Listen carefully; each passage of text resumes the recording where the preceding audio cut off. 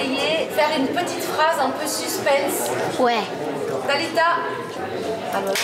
Et c'est fou comme quelque chose de cette taille peut être mortel. Un point.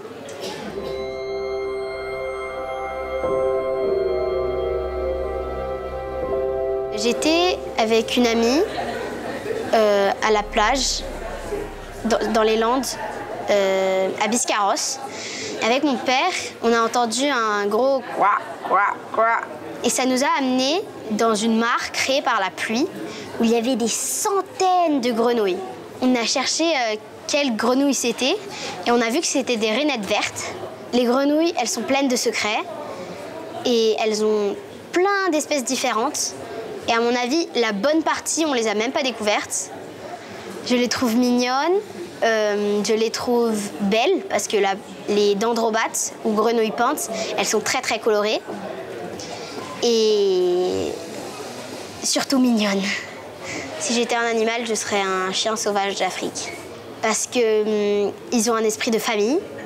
Par exemple, quand ils vont chasser, c'est toujours les petits qui mangent en premier. Et je me reconnais en tant que chien sauvage d'Afrique. Cette nuit, avec mon père, quand on a entendu les grenouilles, c'était vraiment une très très belle nuit. On voyait les étoiles filantes et l'ombre noire des arbres, des grands pins qui nous surplombaient. Dans ces moments-là, je ressens de la joie et je me sens vraiment qui je suis, que je me sens vivante. Je sens que c'est là ma place. En fait, je suis un sac lourd de sable et quand je vais à Biscarrosse, il se perce et tout le sable y part. Je me sens libérée, libre et je me sens surpuissante. C'est parce que j'ai des reflets bleus dans mes lunettes, en fait. Ah. Ouais, c'est catastrophique pour la télé, ça marche pas.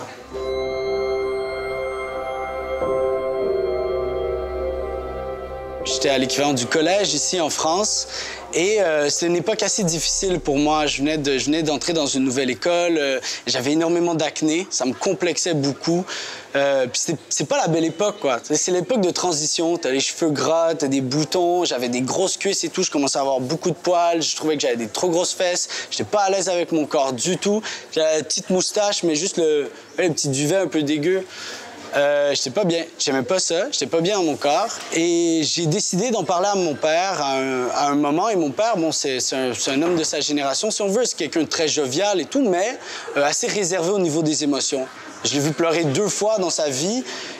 Puis la première fois, c'est quand son père est mort. Donc, on voit le niveau d'aisance avec ses émotions. Je lui ai expliqué tous mes problèmes, tous mes complexes. Et il m'a dit, mais tu sais, Gali, c'est pas grave. On sent Chris que t'as des boutons, on sent Chris que t'as une moustache molle. Ce qui est important, là, c'est que t'aies du charme. C'est que tu sois charmant avec les gens. Et ça a été un tournant. C'est assez simple. À partir de là, j'ai commencé à faire du théâtre, j'ai commencé à faire de l'improvisation, j'ai commencé à avoir beaucoup plus d'aisance pour rentrer en contact avec les autres. Cette petite phrase que mon père m'a dite, ça a été un petit point tournant dans ma vie, mais c'est quelque chose qui m'a permis de faire ce que je fais aujourd'hui. C'est ce qui m'a permis d'évoluer et de passer à travers mon adolescence. Oui, j'ai toujours un peu de difficulté à parler de choses émotives avec mon père. Mais non, j'en ai pas parlé à mon père encore. Je vais peut-être lui envoyer cette vidéo. Non, ce serait bien. Ok, Kevin. Bonjour, bonjour à tous. Kevin, bonjour à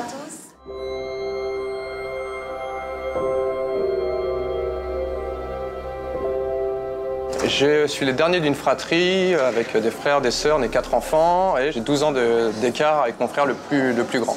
Arrive ce week-end de Pâques quand on était gamin où en fait mes parents m'emmènent en week-end et je sens une tension, une impatience de la part de mes grands frères du fait que les parents ne soient pas à la maison.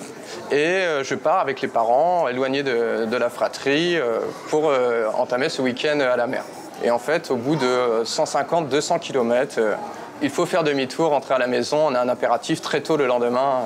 En fait, en rentrant à la maison, qui était censée être une soirée très calme en famille, etc., à la recherche de mon grand frère qui avait 20 ans à l'époque, on rentre dans la maison et à l'extérieur de la maison, il y a une grande série de voitures garées, de jeunes gens, la vingtaine, etc. Et clairement, la maison ressemble à une petite fête foraine de l'extérieur. Pack de bière, boissons, musique très forte, etc., décoration. Et je décide en fait de courir pourrait prévenir mon grand frère. Du coup, je m'éjecte de la voiture en courant, avec mon père qui hurle évidemment « Reste ici ».